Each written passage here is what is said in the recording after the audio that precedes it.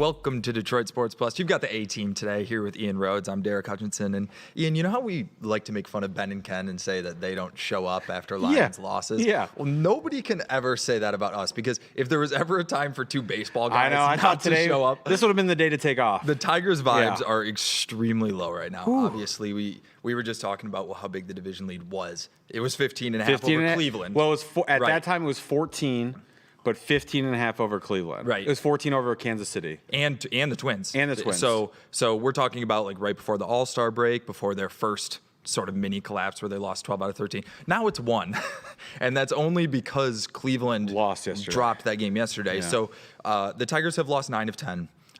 Meanwhile, Cleveland has won 15 of 17. What has been the most frustrating part for you during this stretch? I mean, it's kind of the whole thing, right? Like, you can't just say it's the bullpen or just can't say it's the hitting, because both have been pretty bad. But recency bias, it's got to be the bullpen.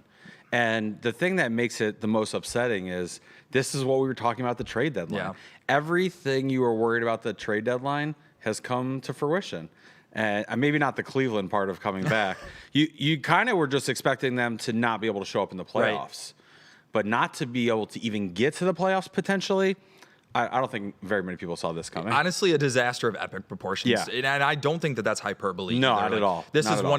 would be one of the biggest collapses by any definition in MLB history. And to me, the most frustrating part is it feels to me like Scott Harris is being adequately held accountable. I don't think all of the players are being adequately Thank you for held saying that. I completely agree. Because it's specifically like, I don't want to pile on guys. Baseball is a game of slumps. But to watch like Riley Green, he's the guy who helped to lead you here. He was a no doubt starter for the All-Star team.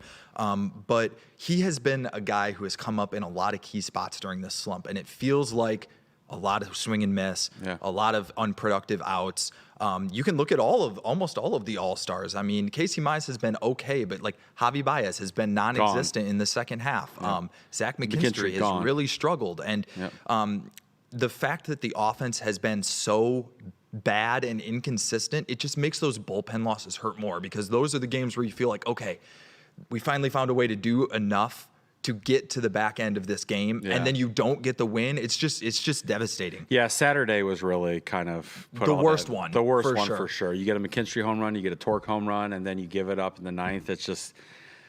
And then after last week, we talked about the Kerry Carpenter home run. It made it 3-3, and then they give up 4 runs against Cleveland. Like, those kind of losses are what define this season, and the ones you feel the most. Like, we should be in a very different place right now.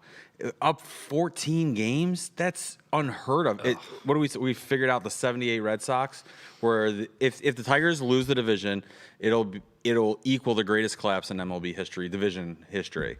And I mean, thank God they got such a lead at the beginning of the season. I know. It'd be over. Because it'd be way over at this point. And realistically, like, what are the chances that it's over? I mean, they have the lead. AJ Hinch said it yesterday.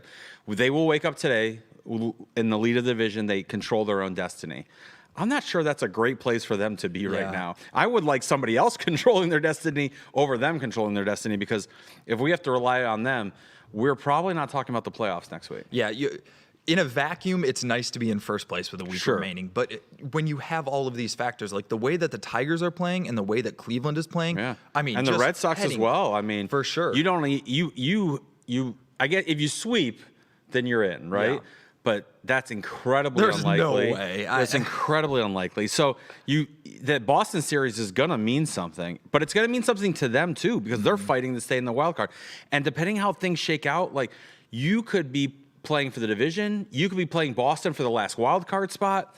It's going to be exciting, but in the worst way possible. Yeah, there are 7 teams in the running for 6 spots in the AL. Somebody's going to get left out. And if you ask me right now, I have a bad feeling it's going to be the Tigers, just because of the way they're trending. But I think, for me, the way that they get in is by winning 2 of 3 in the last 2 series. If they win 2 of 3 in Cleveland, they leave Cleveland with a 2-game lead. And then if they win they would leave with a 3-game lead? with a 2-game lead, because they would win 2 and drop 1. So they would pick up 1 extra game. So they would leave Cleveland with a 2-game lead. And then if they win 2 of 3 in Boston, it doesn't matter what Cleveland does against Texas. Right. They would clinch the division. So to me, anything less than winning 2 out of 3 in each of the next 2 series isn't going to get the job done, because Texas is going to be eliminated by the time they get to Cleveland. They're going to be thinking about the offseason. I'm expecting the Guardians to sweep that series. So you also mentioned the wild card. Tigers, 1 game up on Cleveland and Houston. Those are the 2 teams tied for the final wild card right now. So like you said, Tigers lose 2 of 3 in Cleveland. They go into Boston, possibly playing for legitimately playing for a wild card spot. And you talked about, you said seven teams for the last 6 spots. Who do you not want to be? I don't want to be the team that has the second fewest wins in the last 30 days. They have 8 wins in the last 30 days, 4 saves, 5 blown saves in that time. You look at their hitting, you look at their pitching, they're in the bottom third. They're definitely in the bottom third, but they're in the bottom 6th. They're in the worst 5 teams in every statistical category over the last 30 days. The pitching, they're tied for last with Colorado in WAR since September 1st. Brutal. You don't want to be tied with Colorado. You can't. What are you going to do with this? Yeah. And what is it? Like, what happened to this team? Where are the guys from the beginning of the season? You said it. There are slumps. This is a little bit bigger than a slump. Were we fooled? I think they played a little out over their heads. I think the injury to Reese Olson hurt this team more than we even anticipated at the time, because the starting pitching depth has just been gone. I mean, having the DFA Charlie Morton is a huge, you gave up. The replacements for Job and Reese Olson weren't bad. They were like catastrophic. Right. So that really hurt the Tigers. You were saying right before the show, this team feels like the antithesis of last year's team, where the vibes were so good. Yeah, the vibes were so high that it felt like everything was going to go right. And it's very clear to me watching these guys now that the weight of what's happening to them is on their shoulders in every big moment, and that's crushing them. We've seen this. We've seen stories like this play out in every sport for years and years and years. When have you seen a team that looks like Cleveland right now not get in? They did all of this to not get in. I haven't seen that story very many times before. Yeah. Tigers moved up Tarek Skubal. They're going to use the day off today to put him on normal rest for the first game of the Cleveland series, so that if they need him to, he can pitch once more during the Boston series. Does that do anything for you?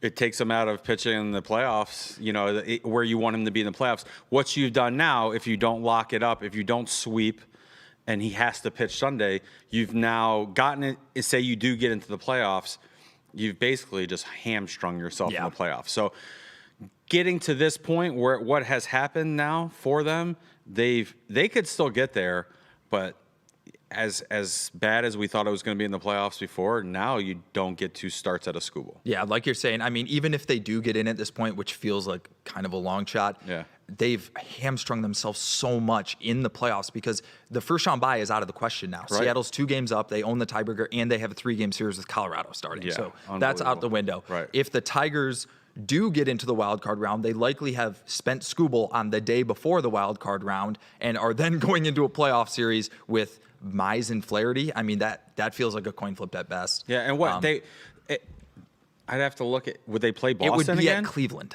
Oh. So it's even more pain. Well, if Cleveland gets in. Well, if we're talking wild card, that means the Tigers have lost the division, which means Cleveland is the 3 seed no matter what. So have the Tigers passed Boston, or have they just stayed ahead of Houston? Right. Yeah. Okay. So, well, wow. Ian and I need a few minutes to compose ourselves. We'll take a quick break and then jump into Monday Night Football.